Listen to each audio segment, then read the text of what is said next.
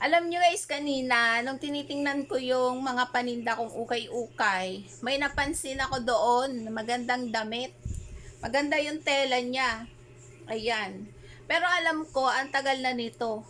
Parang 6 months na siyang nakahanger, yung mga kasama niya, nabenta ko na. Siya na lang yung naiwan. So, ang ganda ng tela niya, oh. So, bigla akong naisip ngayon na gawin ko na lang kaya siyang bag, yung bursikot na bag, para mapakinabangan ko siya. At gagawa rin ako ng headband katulad nito. At gagawa rin ako ng face mask at saka ponytail. At mamaya at ipapakita ko po sa inyo kung paano ko po gagawin yung mga yon sa pamamagitan ng damit po na to. Ayan o, ang ganda. Gumawa po ako ng pattern na ang sukat niya po ay 23 inches yung haba at 12 inches naman po ang lapad. Okay? So, yan po yung gagawin nating bag. Bali, simple yan lang po siya. Okay? So, ilalapat lang po natin dyan.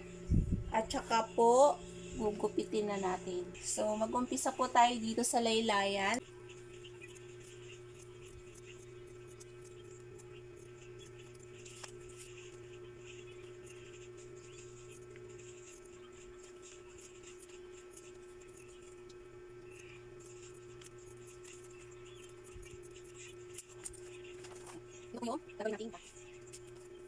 At ito naman po yung paggagayahan natin para makagawa tayo ng ponytail.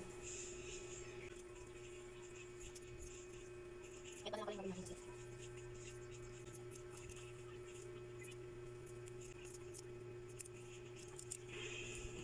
Para to sa ponytail.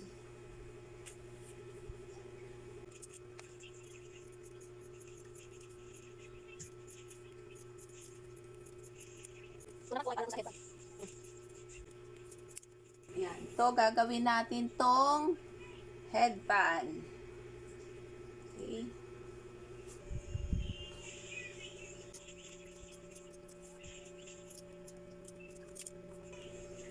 Ito ay gagawin kong face mask. Okay. So, meron na po akong isang set. Okay. Tatayin na po natin. So, ito po yung gagawin ko una, yung bag, yung bursikot na bag. So, una natin gagawin, tahiin muna natin ng yung gilid, mga 1/4.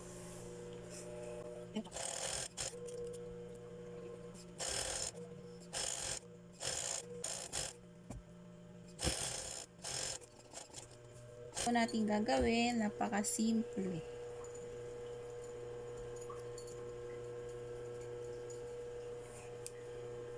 Nag-iwan lang po tayo ng 2 inches dito. Tapos sabi natin siya.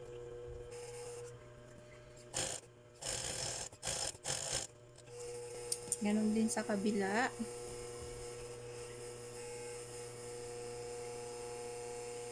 Kain natin din.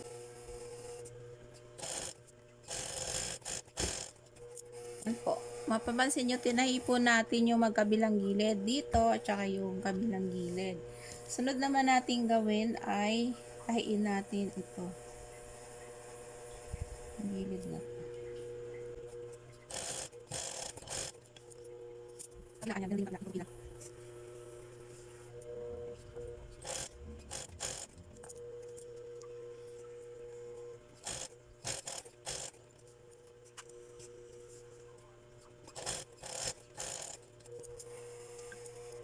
Tinahi po natin dito yung magkabilang gilid. Tinahi din natin dyan. Tinahi rin natin dito. Okay.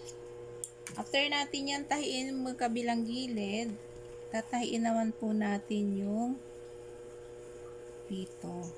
Yan.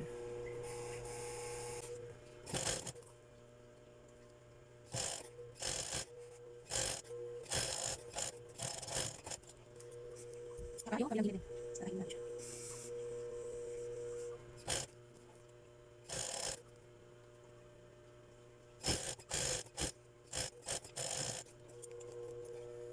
So, ayan. Natahi na po natin yung magkabilang gilid. Magtatahi naman din po tayo dito sa gaganyan po natin siya.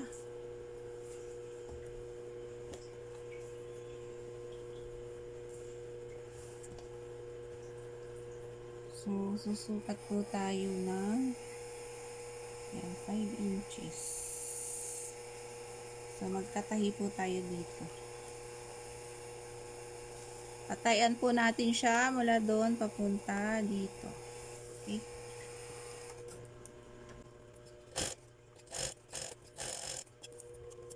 Hindi ko bila. Ganyan natin. Tapos, tayin natin. 5 inches.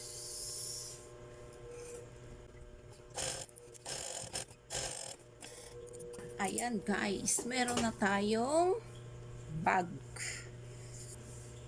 Para hindi gumagalaw-galaw to, itatahi natin dito.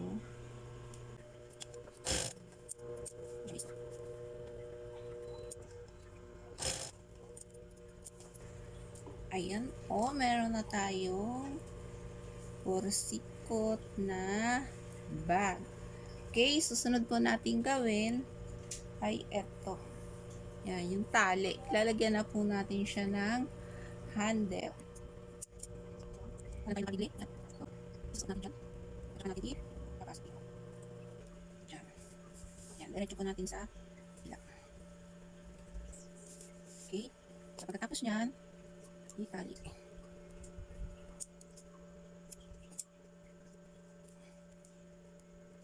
Tali natin siya guys. Yan. Dito naman tayo sa kabila magsuot yan.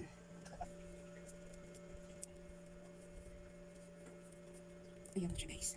Ngayon ng bag siya, di ba? Ang cute. So para pas gumanda pa siya, pwede po natin siyang lagyan ng design. Kaya yan.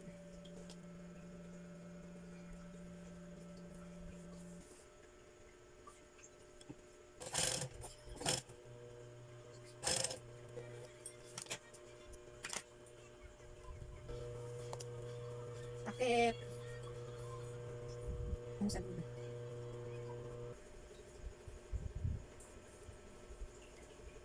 I have beautiful bag. Ang isusunod natin ngayon ay yung mask.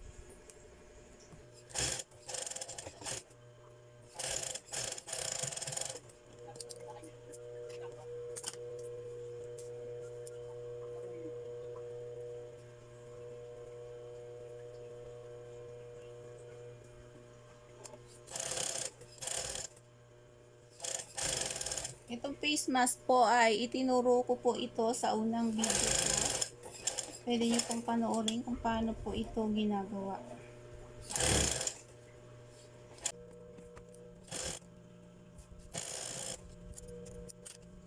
Una ang ating face mask. Okay, 2 points. Ang susunod po natin ay yung ating ponytail. Ating ponytail ay lalagyan lang din po natin ng 1 inches dito na lawas. Balik tayo po natin. Yan, atayin po natin sa dulo.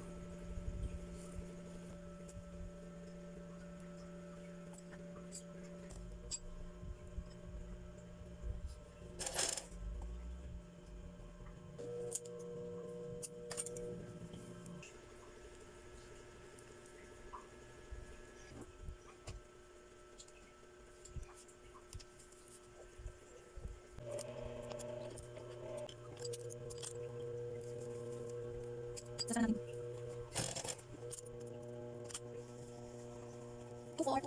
Ito naman po yung ating headband. Tatayin po natin magkabilang gilid.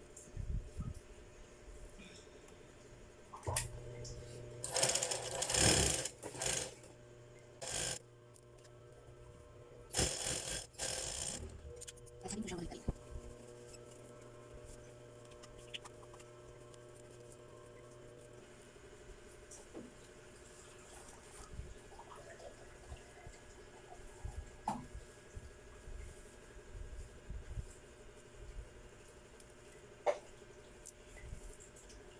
Tali natin siya, ganyan.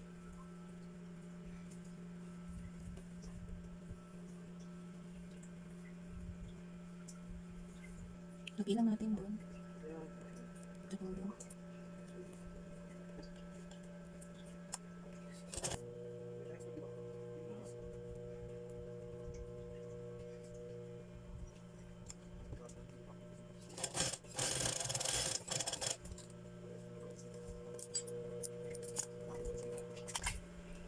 Ayan, meron na tayong headband. May headband na tayo. Meron pa tayong ponytail. May face mask tayo. At merong tayong bag. Okay? Hi guys! Ito na po yung ating finished product. Ayan po yung headband. Ito naman po yung ponytail. Ayan. At ito naman po yung bag. Ayan, yung ginawa kong bag, yung bursikot. So, paano siya bubuksan? Hihilahin mo lang. Ayan, napakadali. Tapos, sasara mo, hihilahin mo din. Tapos, lalagay mo yung takip. O, diba? Ang ganda. Ayan. So, ang ganda ng tela niya, kaya maganda yung bag. So, pwede mo na siyang gamiting bag. Okay? Saka, nakagawa pa po ako ng face mask. Ayan yung face mask natin. So, kung bago po kayo sa aking channel, paki-like, comment, share, and subscribe. Paki-click na din po yung notification bell para updated kayo sa mga susunod ko pang video. Yung like po, wag niyo pong kakalimutan para alam ko kung nagustuhan niyo po yung aking video. Thank you!